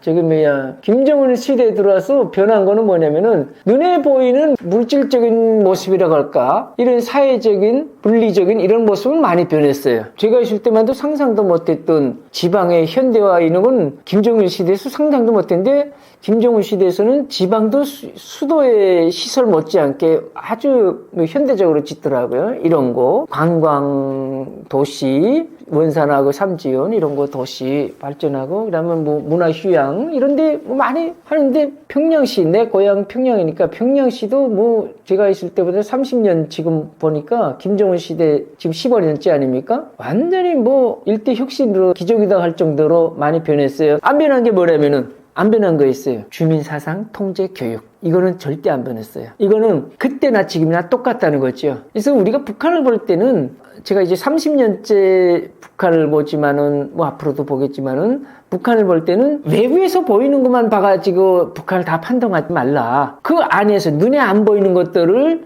보고도 우리는 알아야 된다. 그러니까 북한에서 외부 세계를 잘 보여주는 북한 당국이에요. 그거는 뭐 너무나 잘했죠. 뭐 노동신문도 뭐 개방하고 뭐 북한 TV도 이제 뭐 곧 다 보게 된다니까 그거는 뭐 우리가 더 말 안 해도 잘 알겠죠. 북한 TV 나오면 그냥 뭐 인터넷에 뭐 유튜브에 들어가도 다 나오는데요. 북한 외부의 당국에서 선전하는 거는 좋고 화려하고 뭐 멋있고 이런 거예요. 근데 이제 그 내부는 북한 당국이 말해줘요? 안 말해주죠. 그거 말해주는 건 누구예요? 저희 같은 사람들이잖아요. 거기서 살았던 사람들 있잖아요. 우리가 없는 말을 하는 게 아니잖아요. 있는 말을 하잖아요. 그러니까 이 국민들이 이 북한을 볼 때는 북한의 겉도 알아야지만 북한의 속도 알아야 된다. 그러니까 저는 50대 50으로 봐야 된다고 봅니다. 북한의 겉을 5개 본다면은 북한의 속도 5개 보라. 10개로 봐야 된다면은 2개로 봐야 된다면 하나하나씩 보라. 똑같이 하나만 보면 편향적이 된다. 좋은 것만 보면 계속 그렇게만 그런 줄 알 거 아니에요? 또 좋은 거 안 보고 우리 얘기만 들으면 다 어두웠고 나쁜 것만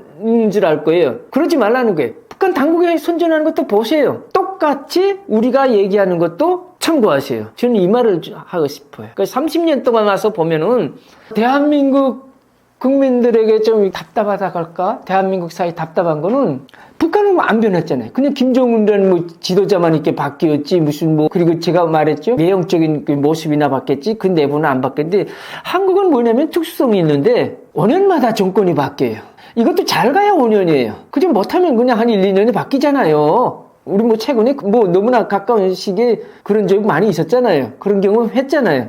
이게 뭐냐면은 정권이 바뀔 때마다 대북 정책이 일관되지 못하고 자꾸 뒤죽박죽이에요, 이게. 이게 정말 저는 문제라고 봅니다. 지금 같은 정권에서는 너무 친북이라고 할까요? 어쨌든 뭐 정복 대통령이 싫어하는 말이니까 내 정복은 안 쓰겠는데 친북이 맞겠죠. 친하려고 하는 북한. 친하대는 똑바로 알고 친해야지. 이런 거. 그리고 우리는 정권의 바뀜에 따라서 뭐가 특정이 일어나냐면은 보수정권, 진보정권 다르죠. 당연히 대북정책 이거는 잘못됐다고 보고 대북정책은 똑같아야 된다고 보고 그리고 정권에 따라서 국민들의 통일 교육인식이 달라져요. 이것도 잘못된 거예요. 그러니까 보수정권 들어와서는 그냥 계속 북한에도 어두운 것만 보려고 보라 그러고 보수정권이 주입한다면 진보정권은 또 반대예요. 북한에 좋은 것만 보라 하고 이게 잘못된 거거든요. 똑같이 보라. 어두운 것도 보고 밝은 것도 보라. 앞에서 제가 그랬죠? 북한이 겉도 알고 속도 알아야 된다. 그러니까 지금 이게 30년 동안 내가 남한에서 살아보니까 이게 정권의 특성상 우리가 분단은 어쩔 수 없잖아요. 지금 된 상태고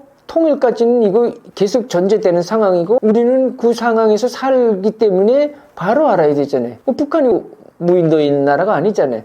우리 이웃이잖아요. 우리의 용터 같이 있고 우리 민족의 절반이잖아요. 우리 동포잖아요. 바로 알아야죠. 그런 걸 얘기하고 싶습니다. 제일동포, 제일북송인들의 고충은 무엇이 있나요? 째포라고 불리셨다는데 이것은 무슨 뜻인가요? 여기서 말하면 제일북송인이고 일본에서 말하면 제일동포고 북한에서 말하면 제일귀국자예요. 어쨌든 이게 뭐 한 계층을 이렇게 여러모로 불리는데 뭐 쉽게 말하면 우리 뭐 탈북민들 북한 이탈주민, 탈북민, 북향민, 세토민 뭐 이렇게 여러 가지 이름으로 불리는 거가 뭐 유사하다고 보면 됩니다. 이게 1959년부터 84년까지 25년간 이제 쭉 이어진 게 아니고 25년간 그 중에 좀 쉬었던 텀을 뒀던 시기도 있었는데 어쨌든 시작해서 끝까지 25년간인데 25년간 일본에서 벌어진 일이죠. 일본에서 벌어진 일인데 일본에는 뭐가 있냐면은 조청년이라고 있어요. 제1번 조선인총연합회라고 친북 단체죠. 한인단체죠. 한인단체인데 이 단체가 선전에 앞장섰죠. 그러니까 60년대 들어서기 전이니까 그때는 북한이 잘 살았어요. 그때는 전쟁 끝나고 북한이 잘 살았던 이유는 저게 있었어요. 그 동맹국들인 러시아, 소련이죠. 그때는 소련, 그리고 이제 구라파 사회주의 나라들이 그 물질적인 지원을 많이 했어요. 그때는 전쟁 끝났으니까 이제 동맹국이니까 물질적인 지원을 많이 했는데 그때는 아마 제가 보건대는 김일성이 물질을 받아가지고 다 많이 인민들에게 나눠줬어요. 그러니까 잘 살았어요. 그리고 이제 북한이 못 산 거는 이제 70년대 중반부터 이제 정확히 말하면은 74년도에 서울 지하철이 아마 생겼을 거예요. 그 기점으로 보면 됩니다. 서울 지하철이 생기면서 역전됐다고 보면 돼요. 그 전까지는 이제 북한이 잘 살았고 그 이후로는 한국이 잘 살았는데 효과도 미국의 투자를 받아가지고 후원을 받아가지고 기간 산업을 많이 만들어놨죠. 그때부터 그게 서서히 효과가 발휘돼가지고 70년대 중반 이후로 남한이 경제적으로 이제 역전됐는데 북한이 그때 막 하락되냐면은 그런 게 있어요. 김정일이라는 사람이 생겼죠. 이대수령, 김일성의 아들이죠. 지금 김정은의 아버지고. 김정은이가 70년대 초반에 들어서면서 뭘 만들었냐면은 북한 사회를 어떻게 이끌어갔냐면은 자기 아버지 우상화하면서 전국에 아버지 동상, 기념관, 박물관, 사족지, 전족지 이런 걸 만들었어요. 이게 국가 예산에 30에서 40% 들어간 거예요. 김일성 동상, 박물관, 기념관 세운 게. 한국은 그런 거 없잖아요. 박정희 대통령이 아무리 뭐 독재했다도 19년간 했다도 뭐 우리나라 뭐 전국 시도에다가 다 박정희 대통령 동상 세웠나요? 전국 도시군 우배다 박정희 기념관을 다 세웠던가요? 아니잖아요. 비교가 안 되는 거예요. 엄청난 돈을 거기다 이제 탕진하다 나니까 70년대 초부터 탕진하다니까 70년대 중반에 그게 소소히 하락세가 나타나는 거예요. 그 경제적인 효과가. 그래서 이제 그런 시기에 어쨌든 그 잠시나마 잘 살았던 시기에 이제 북한에 대한 그런 호황된 이제 선전을 조청년이 일본에서 많이 했죠. 북조선으로 가자. 근데 그때 제가 보면서 이제 많이 조금 연구를 했는데 그런 시기가 애매한 시기가 있었어요. 왜냐면은 일본에 있는 한국인들이 해방되고 많이 이렇게 넘어옵니다. 다시 귀국했지요. 한국으로 왔지요. 그러면서 이제 안 왔던 사람들도 50년대 전쟁 끝나고 또 이제 많이 오려고 했는데 이승만 대통령이 일본에다 대고 그랬어요. 그냥 한국인들 보낼 때 하다못해 종착비라도 좀 지어서 보내라 그랬어요. 그러니까 일본은 그게 말이 듣겠어요? 무슨 소리냐고 우리도 지금 뭐 그게 어렵다 했어요. 그러니까 이 제일동포사에서는 엄청난 충격이 된 거예요. 이승만이가 우리 자기네들은 고국으로 가고 싶었는데 이승만 대통령이 돈을 지어서 보내니까 일본 정부가 너라고 대답했고, 이게 뭐야? 한국인들 입장에서는, 귀국하고 싶어하는 한국인들 입장에서는 이승만이가 미운 거예요. 그리고 그때는 거꾸로 김일성이 제일조선인들을 해외 국민으로 생각하고 다 받아들이겠다고 했어요. 이게 완전히 이상한 환경이 조성됐죠?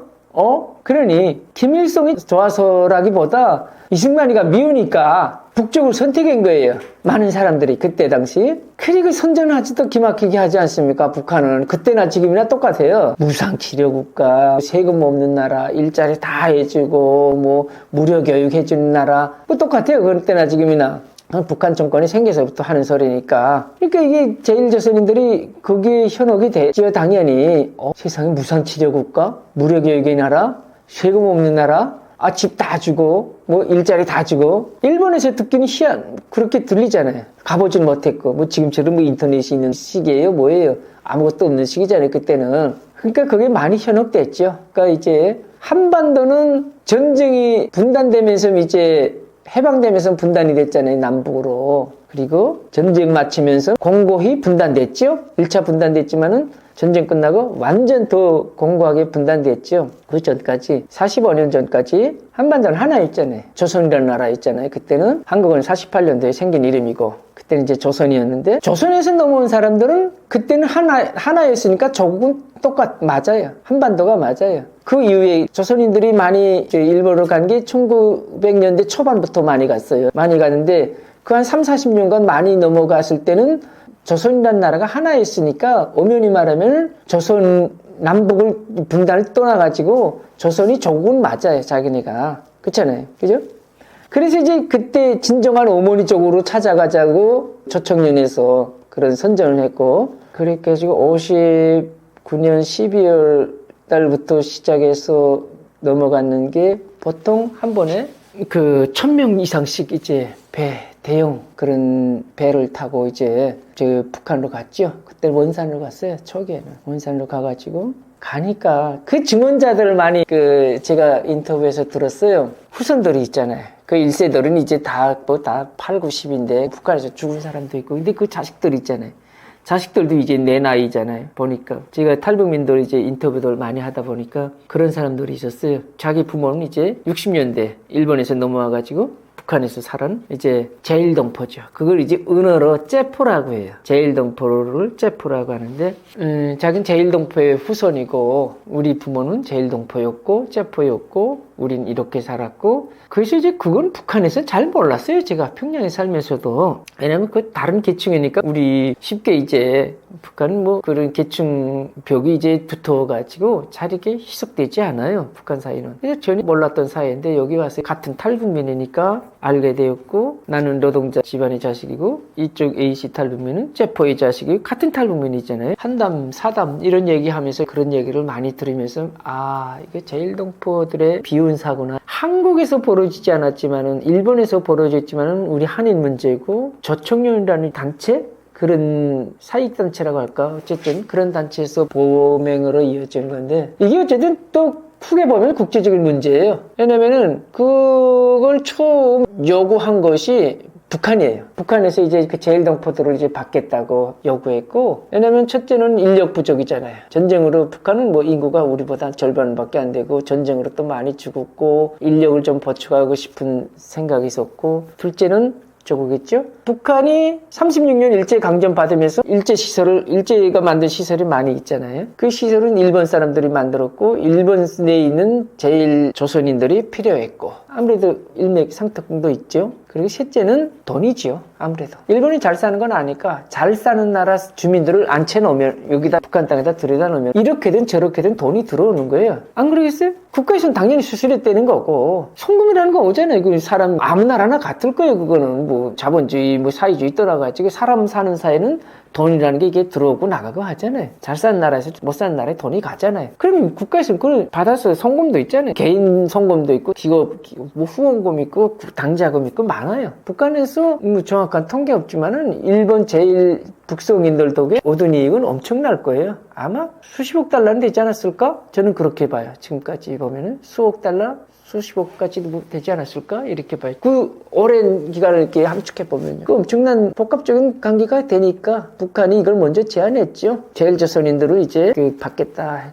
또 그때 이승만 정부는 또 안 받겠다 이랬으니까 그 절묘한 타이밍에 사람들이 많이 이제 자왕우왕해가지고 북한을 갔죠. 59년도 12월 달부터 갔는데 초기에는 뭐 매주 운항하다시피 했어요. 한 격주로 운항하다시피 하고 이렇게 했는데 뭐 1000명씩 갔으니까 엄청난 인원이 갔지요. 갔는데 이제 딱 가보는 순간 청진항에 도착하는 순간 이제 눈이 딱 감겼대요. 그냥 아 이게 잘못 왔구나. 보면 알잖아요. 우리도 그냥 말아 지식이나 이런 뭐 자료 같은 것은 일단 눈에 보이는 거 있잖아요. 탈북민들이 대한민국에 척 들어와서 눈에 보이는 게 있잖아요. 눈에 보이면 딱 입짝 벌어지는 거나 같잖아요. 그렇잖아요. 천국에 와도 입이 벌어지고 지역에 와도 입이 벌어지는 건 똑같잖아요. 그러니까 그때 당시 일본은 아시아에서 엄청나게 잘 사는 나라였죠. 자동차를 처음 만든 나라고 지하철을 처음 만든 나라이고 엄청나죠. 일본은 그런 나라에서 거기 갔는데 거긴 뭐 북한은 지금도 뭐 자동차 만듭니까? 지하철은 평양에만 있어요. 북한에는 우리는 전국 뭐 광역시에 다 있지만 그런 나라인데 그 비교가 돼요?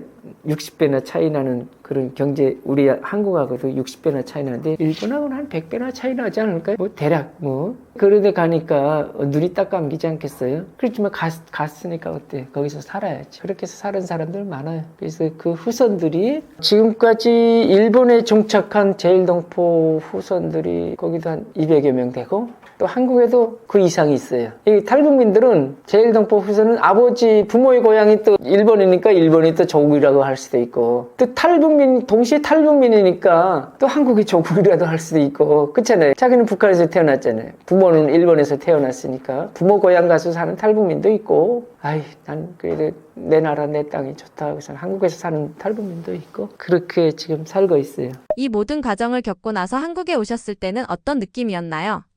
한국에 온 지 30년 됐는데 그때나 지금이나 똑같은 공통점은 한국에 살면서 자유로움. 이게 한국 국민들은 이게 자유로움이 뭔지 잘 모를 것 같아요. 우리처럼 자유가 없던 데서 살아봤어야지 자유가 우리는 분명하게 국가 국 차이로 알고 있잖아요. 자유가 없는 건 이거고 있는 건 이거구나. 하고 알고 있잖아요. 우리는 없는 곳에서 태어났잖아요. 태어나서 거기서 살다가 있는 곳에 왔잖아요. 이게 자유가 이렇게 소중하다는 거는 누려본 사람만이 안다고 할까? 저는 그렇게 느껴져요. 우리 쉽게 말하면은 대통령을 마음대로 비판하잖아요. 저도 비판해요. 뭐 대북 정책 봤을 때 저 잘못한다고 볼 때는 이거 대통령이 왜 이렇게 한심하게 하나 저는 비판해요. 그렇다고 뭐 오늘 경찰서에서 오란 말도 안 하더라고요. 북한 같으면 어디 김정은이를 비판해요. 말도 안 되지. 그냥 비판했다가는 순간에 없어지는지 몰라요. 그러니까 이 자유로움이 있어졌고 정말 이 추운 겨울에도 내가 지금 이 방에 들어와서도 땀이 날 정도로 있고 따뜻한 물 나오고 따뜻한 온수가 방에 돌고 전기가 24시간 들어오고 아파트 엘리베이터가 24시간 다니고 이게 북한에서는 거진 꿈 같은 일이에요. 뭐 김정은 시대에 들어와서 아파트 많이 짓는다 그러잖아요. 근데 그 내부는 안 보여주더라고요. 그러니까 내가 짐작하건데 이렇게 만족치 못하는가 면 이렇게 인민들의 수요에 더물 찬물도 칼칼 나오고 막 이게 온도도 막 이렇게 뭐 뜨겁게 나오지 못하는 것 같아요. 그거 있으면 보여줄 건데 당연히 없으니까 안 보여주는 것 같아요. 북한의 TV 보니까 그냥 겉모습만 잘 보여주더라고. 그냥 고리, 뭐, 밤에 불 밝은 거, 그 다음 낮에 그냥 그 고리, 그거만 보여주지. 그 안에, 사실 뭐, 그거 별로 관심 없거든요. 그 안에 대체 사람들이 어느 정도의 서비스, 봉사를 받으면서 사는지 이런 게 관심이 있는데 그런 건 잘 안 보여주더라고요. 안 보여주거나 그냥 제 짐작이 틀림없을 거예요. 거기는 제가 있을 때도 그렇고, 제가 지금 나온 후배 탈북민들에게도 얘기 들어보니까 전기도 시간제로 오고, 물도 시간제로 들어오고 몇 시부터 몇 시까지 난방도 몇 시부터 몇 시까지 이렇게 들어도 돼요. 그게 무슨 집이에요? 그게 무슨 삶이에요? 비교가 안 되죠, 우리하고는. 우리는 딴 나라에서나 있을 법한 그런, 달나라에서나 있을 법한 그런 풍경이잖아요, 우리한테는. 그러니까 이 풍요로움과 경제 자유로움, 이런 것이 북한에 비해서 한국에 너무나 넘치도록 있다는 것이 대한민국 국민들은 정말 감사하면서 살아야 되지 않을까, 저는 그렇게 생각합니다. 이 땅은 정말 자유민주주의 국가로 선택했기 때문에 이런 우리가 등 따시고 배부른 사회에서 살고 있지 않나, 이렇게 생각하고, 저렇게 한 사람의 지도자를 한 집안 사람이잖아요. 김정은이 한 집안 사람의 지도자만 선택한 나라는 지금 80년째 어떻게 살고 있죠? 주민들이 굶주리고 살고 있잖아요. 그 김정은만큼 몸 뚱뚱한 사람 북한 TV에서 봤어요? 난 아무리 봐도 없던데? 지금까지 15년째 북한 TV 김정은이 생겨서부터 저 사람보다 뚱뚱한 사람이 있나? 단 한 번도 못 봤어요. 있으면 나 좀 알려주세요. 내가 못 봤는지 모르겠는데 사진 있으면 알려주세요. 없어요. 그건 뭐예요? 김정은만 잘 먹고 잘 산다는 거 아니에요. 쉽게 말하면은 못 먹으면 저렇게 살찌나요? 당연히 말도 안 되는 거죠. 잘 먹으니까 살찐다는 거 아니에요. 일반 주민들 보세요. 간부들 말고, 간부들은 그 중간쯤에서 먹고, 또 일반 주민들 보세요. 새까맣고 얼굴이 야위고 그냥 이빨만 하얗고 딱 아프리카 사람 같아. 내가 나 있을 때하고 달라지는 게 저는 그것만 봐요. 지도자 얼굴하고 일반 주민들의 얼굴만 비교해요. 일반 주민들은 계속 저 아프리카 나라 사람처럼 돼가고 있어요. 주민들의 생활은 계속 궁핍해지고 지도자만, 수령만, 김정은만 계속 풍요로운 그 물질 생활을 누리고 있는 거예요. 비정상이지요. 거기서는 한 사람만 잘 먹고 잘 사는 나라잖아요. 김정은만. 이 주민들은 그냥 뭐 죽든 말든 외국에 파병 가서 그냥 탄알바지로 죽든 말든 그냥 그렇게 사는 게 북한이잖아요. 대한민국은 정말 축복받은 나라예요. 내가 보니까 내가 종교 생활을 해서 그런지 모르는데 대한민국에 교회가 있고 북한에 교회가 없고 이 차이가 아닐까? 저는 그렇게도 봐요. 북한은 종교가 없잖아요. 거기서는 김일성만 오직 절대신으로 하고 여기는 뭐 종교를 다 국민들이 종교를 가질 수 있도록 허락하는 나라고 종교 생활을 보장해 준 나라고 그 차이인 것 같아요. 남북한의 차이는 별로 없는 것 같아요. 저 68년 평양 태생이고 서울에서 지금 산지 29년 됐습니다. 평양에서 28년 살았고 서울에서 29년째 살고 있네요. 97년에 와가지고 2000년부터 지금 작가로 활동하고 있습니다. 그래서 2000년도에 첫 책을 낸 것이 평양으로 다시 갈까라는 그런 좀 다소 좀 도발적이고 쇼킹한 제목을 달고 이제 에세이를 냈죠. 2005년 5월달인가 첫 책을 냈고 그때부터 지금까지 2005년이 홀수년이잖아요. 홀수년마다 지금까지 계속 책을 내고 있어요. 2007년, 9년, 11년, 13년 이렇게 해서 지금 2026년 됐네요. 작년에 나온 책입니다. 그래서 이건 장편소설 째포고 째포는 제일동포의 줄임말. 북한에서 쓰이는 북한에서 제일 북성인 우리가 말할 때는 제일 북성인들 지칭해서 부르는 운어? 그렇게 어쨌든 좀 비속어? 이런 호칭이에요. 째포. 사실 일본에서 우리 조선인이라고 하잖아요. 그게 일본말로 조센징이잖아요. 근데 번역하면 조선인인데 그게 나쁜 말은 아니에요. 그냥 조선인이라는 건데 듣기에 따라 우리가 좀 기분이 나쁘잖아요. 째포도 북한에서 듣기에 따라 기분이 나쁘지만은 그냥 원래 풀이하면은 제일동포의 줄임말로 제포기 때문에 그렇게 나쁜 말은 아니다. 어쨌든 북한에서 제일동포를 지칭하는 하나의 운어다. 이렇게 생각하면 되고 여기는 1959년부터 84년까지 일본에서 벌어진 일이지만은 우리 정말 9만 3천여 명, 약 10만 명에 달하는 제일 북성인들이, 제일 동포들이, 제일 한인들이 저청년에 친북 한인단체죠. 일본에 있는 한인단체 친북단체죠. 이 단체에 호황된 북조선 인민의 지상낙원이라는 호황된 선전에 속아 넘어간 약 10만 명의 제일 동포들의 비운의 삶을 여기다가 좀 리얼하게 그렸습니다. 소설 배경은 배경 장소는 일본 도쿄 그리고 평양과 총진 이렇게 크게 3개 도시를 함흥까지 4개 도시를 이렇게 배경으로 해가지고 그때 일어난 있었던 일을 좀 이렇게 복합적으로 평양에서 벌어진 일, 평양에서 또 도쿄에서 벌어진 일, 함흥과 청진에서 생겨났던 제일동포들의 비율의 그런 삶을 좀 이렇게 리얼하게 집필한 소설입니다. 그러면서 제가 지금 그 작가로만 활동하는 것이 아니고 신문사 개공기자로도 활동하고 있어요. 그래서 탈북민들을 지금까지 한 200여 명 인터뷰했고 남한 사람들을 한 100여 명 인터뷰했어요. 총 300여 명의 인터뷰했고 그 속에서 제일동포 자녀들을 한 서너 명 인터뷰했던 일이 있어가지고 거기서 제가 영감을 착상해가지고 이 책을 쓰게 되었고, 다음 책은 아무래도 또 우리 탈북민과 관련한 그런 책을 쓰고 싶은 충동이 계속 있고, 그래서 탈북 역사는 정말 말 그대로 분단의 역사이고 뭐 이게 곧 통일의 역사가 아닌가, 저는 그렇게 생각합니다, 개인적으로. 왜냐하면 북한의 실상을 겉에 있는 좋은 얘기가 아니고 북한의 실상, 실지, 좋든 나쁘든 실지 있는 얘기를 증언해 줄 사람은 탈북민밖에 없거든요, 이 시대에. 그렇잖아요. 여기 사람들이 뭐 학자, 연구가들이 그냥 책상에서 하는 거 가지고 북한에 대변할 수는 없잖아요. 연구는 할 수 있어도. 우리 살았던 사람들의 체험과 증언은 이건 소중한 거라고 봅니다. 그래서 탈북민들이 뭐 꼭 저뿐이 아니고 여러 탈북민들이 쓰는 이제 뭐 자서전이나 또 뭐 에세이든 또 이런 소설이든 탈북민들이 고귀한 경험을 토대로서 나오는 이런 저서들은 정말 통일 역사에 가장 증명될 수 있는 그런 자료가 아닐까, 저는 그렇게 생각합니다. 그래서 이 일에 지금 20년째 애착을 가지고 활동하고 있고, 작가 기자 활동을 합쳐서 거진 20년째 하고 있고, 앞으로도 이 일에 운명이라고 생각하고 열심히 하겠다는 것을 말하게 됩니다.